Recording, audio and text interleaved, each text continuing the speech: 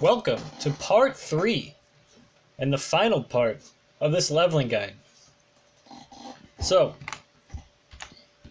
you finally made it to level 110. You finished your Broken Isles, you did Legion, you went through the Zandalar, or I guess if you're Alliance, you did your Kultiris entry quest chain, which if you've done it before, you can skip it. There's an NPC to go talk to, and they will allow you to skip it.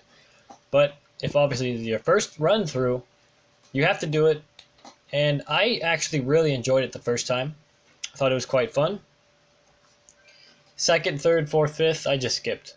I had no wanting to do it again, so I just skipped it. Got as quickly as I could to Zuldazar. And once you hit 110 and you get here, in my opinion, there's really not much to give you until you hit 111. So realistically, when you hit 110, just do the Zuldazar storyline until you hit 111. Then there's some fun stuff. Namely, there's going to be if you followed the guide before and you picked up the 2 professions that I told you to, then once you get here, you're going to be dropping inscription. We drop inscription so that we can get alchemy. And we do this because there's 2 trinkets. You could buy them, but in order to equip the alchemist stone, you have to have what is it? Alchemy, either Zuldazar alchemy level 1 or 1 out of 150. You have to have alchemy in order to equip this trinket. This trinket 225. It's gives you base stat 285 on a proc chance for 15 seconds, along with the bonus healing and mana pot by the wearer. The other one is this endless tincture of renewed combat. This trinket, in my opinion, for leveling is just broken. It is way too good. Restores about 11k health whenever you kill a target that yields experience or honor. It's insane. This means that you can pull massive packs of mobs and you can just crush them. It's insane. It's actually insane. The other reason why alchemy is important is because once you eventually get through the game, you want to be having flasks and your battle pots. And if you can make them yourself along with farming the herbs because you have herbalism, it's a lot more not just profitable because you can actually sell these on the auction house, but it'll save you money because you don't have to buy them on the auction house. Plus, if you have alchemy and you pop a flask, normally it's 1 hour, but because you have alchemy, it's 2 hours. The duration is extended an hour, which is really nice. That means your raid night might be 3 hours. Normally that's 3 flasks. Instead, it's just 2. Really cost efficient there. Plus, you have these transmutions, cloth to whatever you want. Cloth to your expulsum creation is actually really interesting. Would have been so much better if expulsum was bound on account. Instead, it's just bound on pickup, which is soul bound, so it's kind of annoying.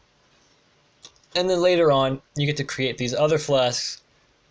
This one is Endless Tincture of Fractional Power. I find it to be incredibly underwhelming. Practically useless. You're only getting it... if you wanted to create it and wear it, you'd be wearing it primarily just for the item level, because the on-use effect is garbage. But the other one, the Surging Alchemist Stone, is an upgrade from your Siren's Alchemist Stone.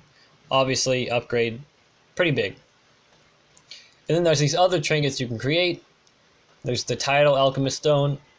It's a 385 that has a much stronger... basically a much stronger Siren's Alchemist Stone. Just keeps on leveling. Once you create the 385, that will drop the the your what is it called? The thing that allows you to create the next one. So you create the 385, then you'll get this drop. You open it up, and it'll allow you to create the 400. Once you create the 400, it'll happen again, and then you can create the 415. Obviously, the materials needed to create them will change a little bit. The tidal core will drop off. The expulsum will go down a bit, but there'll be a new regent to use, which is Breath of Bwansamdi, which is dropped from raid bosses in this current raid at the moment. So, once you have those trinkets, what else do you need? Well, if you go in the auction house, we actually have to spend a little bit of gold now. There's a BOE, or the Bind on Equipped ring, that you can only equip at 111, and it has a socket slot. So you buy that. It's like a 235, 223, something like that. You equip that, and then you also buy there's a gem. The gem is called the Rube Light of Accelerated Learning or something. It is Rube Light something. Let's go find it actually. Let's make sure I get the name correct. Let's see here. Gems. Other search. Should be right there. Insightful Rube Light. Incredibly cheap. While we're here, we might as well look up the ring. I believe it's an armor, miscellaneous, finger. I don't know why that's there. There's all these other rings. These aren't the ones you want. You want to go through until you can find the cheap ones. Let's actually just do this. That'll make it easy. Ah, here we are. Look at that. 225. They have all these secondary stats. They're random. But they all have that socket. You buy the ring, put the gem in, that's 5%. Easy. Once you have all of that, you're basically just going to be doing each zone until you get friendly. That's important because once you've hit 120, you want to unlock world quests, which are these things.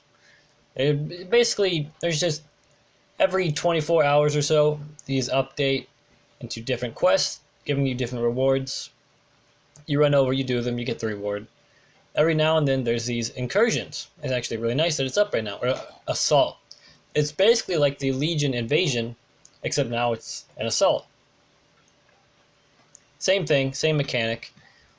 The quests pop up, except now instead of Legion, how they're spread out across the entire zone, these ones are much more isolated in the zone, which is quite nice. So you do them, you get huge amounts of experience for doing them, plus an hour buff of I think it's 10% more XP gain.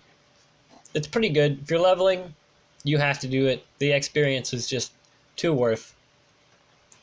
Then you do each zone until you hit friendly. That's because, the world quest requirement.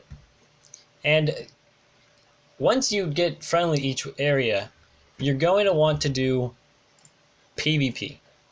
Random battlegrounds. Or dungeons if you like dungeons, but winning a random battleground gives you the most experience than anything else. The experience gain is quite insane. That's how we do it. All right, I'm gonna wave goodbye. The series is finally over.